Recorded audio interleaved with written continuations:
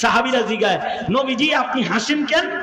আল্লাহর রাসূল বলে, আল্লাহর শান বলতেছি, মুমিন বান্দার প্রতি আল্লাহর মায়া দয়া এটা বলতেছি, আল্লাহ নিজেই হাসতেছে, এর লেগে আমি হাসতেছি। আল্লাহু আকবার কাবীর।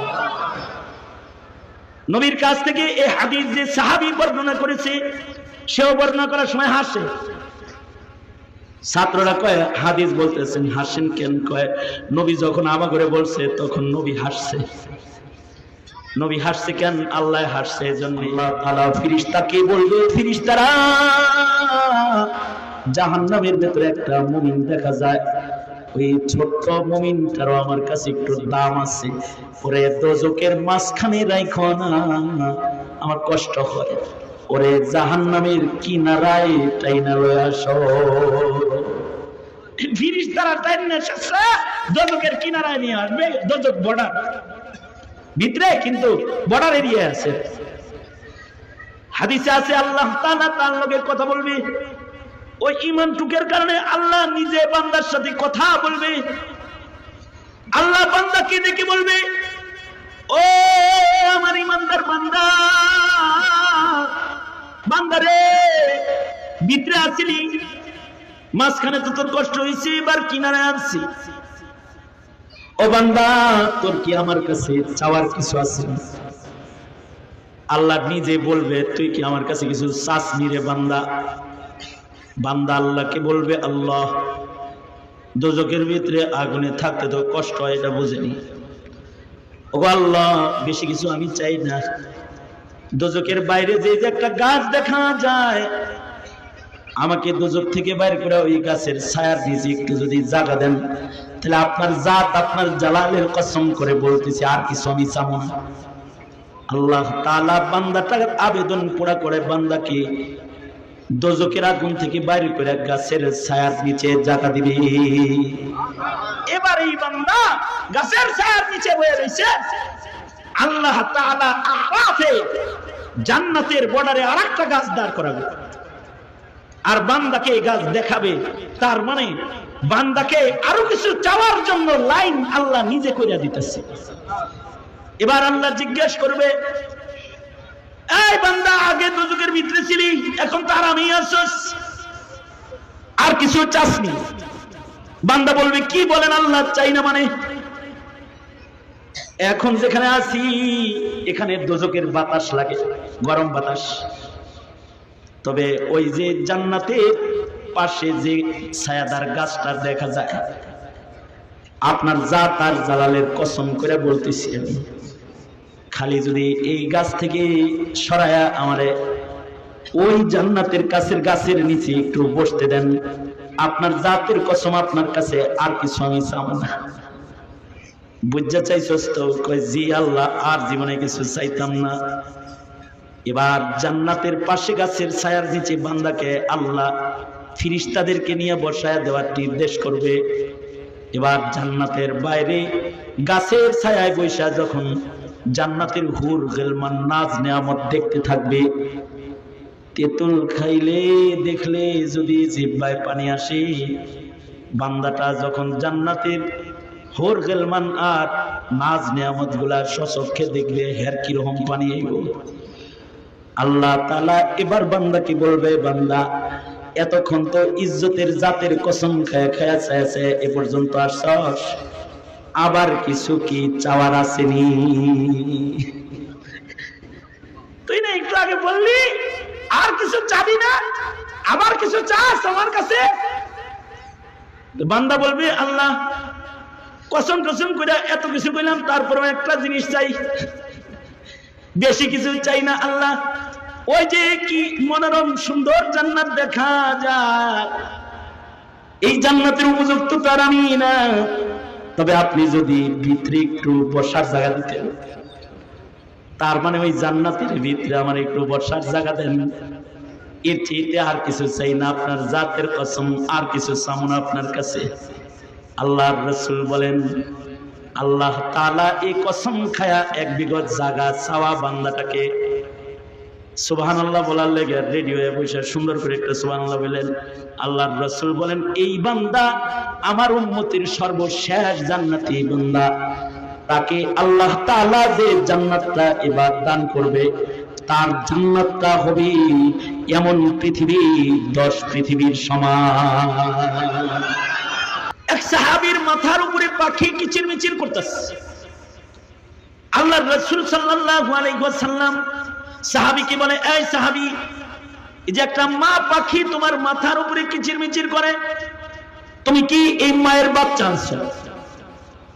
চাদর সরাইয়া বলে, জি আল্লাহর নবী, আমি পাখির বাচ্চা চুরি করছি, তার পাখির বাচ্চাগুলা আমি নিয়ে এসেছি। পাখির আওয়াজ মানুষের কাছে পছন্দের জন্য মানুষরা ঘরের ভেতরে পাখি পালে, রিংটন লাগায়, পাখির আওয়াজের রিংটন ঘরের ভেতরে পাখি পালে। কেউ কেউ আছে পাখির আওয়াজ শোনার জন্য জঙ্গলে যায় বসে থাকে, ভ্রমণ করে। সাহাবী বলে, পাখির আওয়াজ আমার পছন্দের, তাই ওর বাচ্চাগুলোকে আমি নিয়ে এসেছি। আল্লাহর রাসূল বলেন, ওর মার হৃদয়ে বাচ্চার একটা আজব ভালোবাসা আল্লাহ তাআলা দান করেছে। বাচ্চা আনছো, ওর কষ্ট হইতেছে, ওরে কষ্ট দিও না। এই মায়ের ভালোবাসা আছে বাচ্চার প্রতি, ওরে কষ্ট দিও না, ওর বাচ্চাগুলা ওকে ফেরত দাও। এক পর্যায়ে রাসূল বলেন, এই মার এই বাচ্চার জন্য যতটুকু ভালোবাসা তোমরা দেখছো, তার চাইতে কোটি কোটি গুণ বেশি ভালোবাসা আল্লাহ তাআলা তার বান্দার জন্য রাখেন। বান্দাকে আল্লাহ তাআলা এর চাইতে কোটি কোটি গুণ বেশি ভালোবাসে। সুবহানাল্লাহ। এই কারণেই আল্লাহর রাসূল সহিহ হাদিসে বর্ণনা করেন, হাসরের মাঠে যে একবার বলছে লা ইলাহা ইল্লাল্লাহ, তাকে আল্লাহ মাফ করার লাগি বাহানা করবে। সহিহ হাদিসে আছে আল্লাহর রাসূল দুই বান্দাকে বলবে, এই বান্দা, তোদের গুনাহ বেশি, নেকি নাই, যা তোরা দোজখে যা। সহিহ হাদিসে আছে এই দুই বান্দা দোজখের দিকে রওনা যাবে। কিন্তু এই দুই বান্দা যখন দোজখের দিকে চলতে থাকবে, দুইজনের ভেতরে একজন দোজখে যাবে আর ফিরা ফিরা আল্লাহর দিকে চাইতে থাকবে। আল্লাহ তাআলা তাকে বলবে, এই বান্দা, দোজখে যাইতে বলছি, দোজখে যাও, কিন্তু ফিরা ফিরা আমার দিকে কেন চাও? লোকটা বলবে, আল্লাহ, আলেমদের মুখে আপনার দয়ার কথা শুনছি, আপনার ভালোবাসার কথা শুনছি, আপনি তো আপনার বান্দারে অনেক ভালোবাসেন, দোজখে যাইতে বলছেন, যাই, কিন্তু আপনার মায়া দয়া পাওয়ার আশায় বারবার আপনার দিকে ফিরে ফিরে তাকাই। আল্লাহ তাআলা বলবেন, বান্দা, আমার দয়া মায়ার ঈমান তোর ভেতরে আছে, যা, তোকে দোজখ মাফ করে তোকে জান্নাত দিয়ে দিলাম। এটা জান্নাতে চলে যাবে। এবার আরেকজন যেটা জাহান্নামের দিকে যাইতেই আছে, ফেরেশতারা তাকে দোজখের গেট পর্যন্ত নিয়ে গেছে। এবার ধাক্কা দিলে খালি পয়রা যাইব।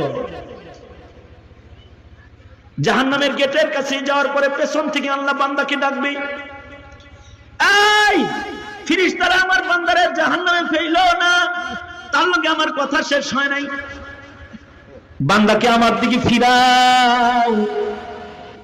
বান্দাটাকে ধইরা আল্লাহর দিকে ফিরানো হবে।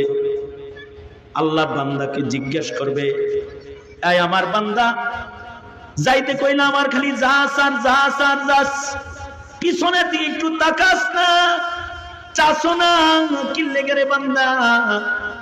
বান্দা বলবে, আল্লাহ গো, দুনিয়ায় কত আদেশ করছিলা, নামাজ পড়তে পড়ি নাই, রোজা রাখতে বলছিলা, রাখি নাই, হজ যাকাত দেই নাই, তোমার হুকুম দুনিয়ার মাটিতে একটাও মানি নাই, আজকে তুমি একটা হুকুম করেছো দোজখে যাও বান্দা।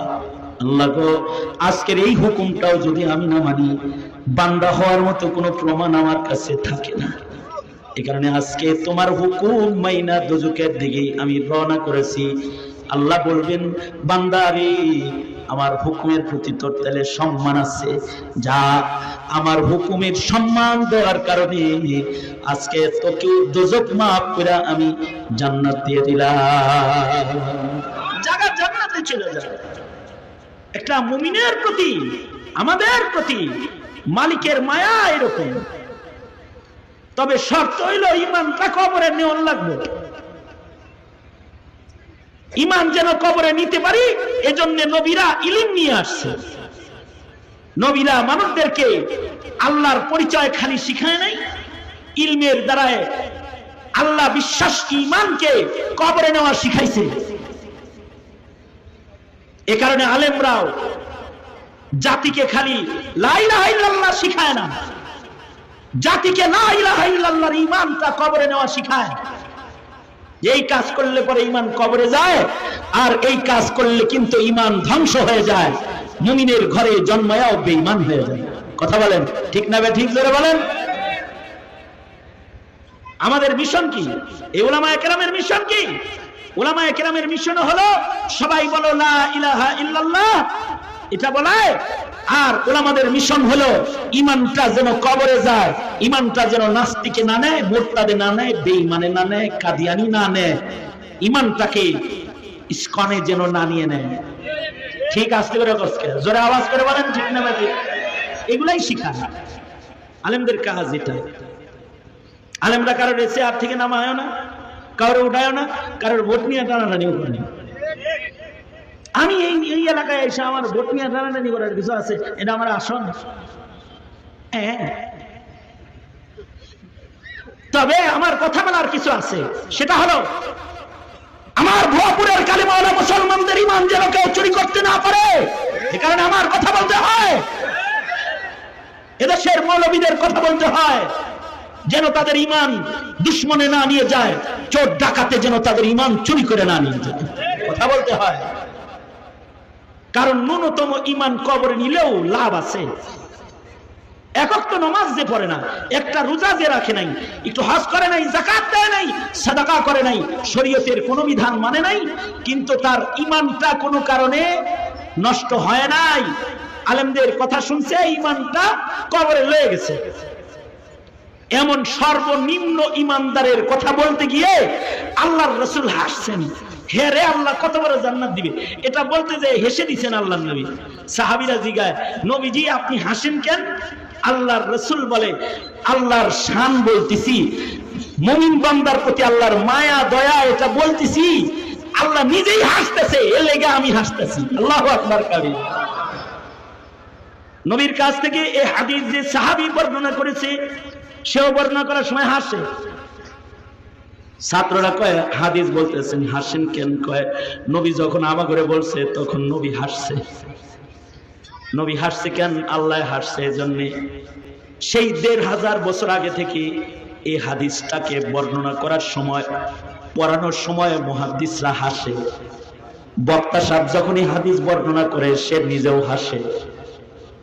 হাইসা হাইসা হাদিসটাকে বলে, কারণ এই হাদিসকে মুসালসাল বিযহিক বলা হয়। দুনিয়ায় যত মানুষ এই হাদিস বর্ণনা করেছে, হাইসা হাইসা বর্ণনা করেছে। অর্থাৎ এক জাররা ঈমান যে কবরে নিয়ে যাবে, তাকে আল্লাহ তাআলা দোজখের আগুন থেকে বের করার জন্য নিজে অভিনয় করবে। ভালোবাসার পরিমাণটা কি কম না বেশি? অনেক বেশি।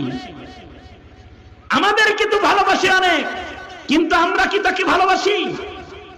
আমরা যদি ভালোবাসার প্রমাণ দিতে পারি, আমরা যদি শিরকে জর্জরিত না হই, আমরা যদি নবীর ইজ্জতের পাহারাদার হই, আমাদের হৃদয়ে যদি তাওহীদ ও রিসালাতের বিশ্বাস কামেল থাকে, তাহলে আমরা এই ভালোবাসা পাওয়ার উপযুক্ত। আর যদি তা না থাকে আমাদের ভেতরে, তাহলে আল্লাহর ভালোবাসা পাওয়ার উপযুক্ত আমরা না। যদি আমাদের ঈমান নষ্ট হয়ে যায়, জায়গা জান্নাতে নয়, দোজখ হবে চিরদিনের জন্য স্থায়ী ঠিকানা। এ কারণে মুমিনের সবচেয়ে বড় কাজ হলো তার ঈমান রক্ষা করা, ঠিক কিনা? তার ঈমানকে হেফাজত করা, এটা মুমিনের ১ নম্বর কাজ। আজকে আমাদের ঈমান লুটে পুটে নেওয়ার জন্য বিজাতিরা উঠে পড়ে লেগেছে। আমাদের বিশ্বাস নষ্ট করার জন্য, আমাদের তাওহীদ নষ্ট করার জন্য অপচেষ্টা কাফের মুশরিকরা করতেছে। আমাদের ঈমান নষ্ট করার জন্য আমাদের সন্তানদেরকে আল্লাহ চিনতে দেয় না, রাসূল চিনতে দেয় না।